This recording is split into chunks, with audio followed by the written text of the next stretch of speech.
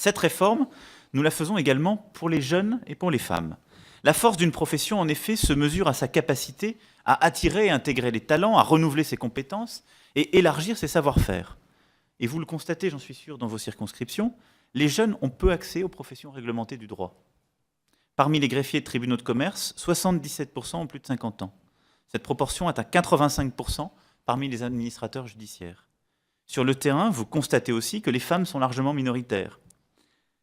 85% des notaires associés gagnant plus de 17 000 euros, je cite les chiffres de l'ordre, sont des hommes.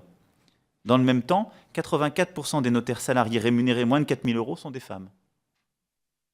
Autre exemple, parmi les huissiers, 73% sont des hommes. En revanche, on constate que la seule profession du droit totalement ouverte et régie par une totale liberté d'installation, je parle ici des avocats, ce sont 52% de femmes et une moyenne d'âge de 43 ans.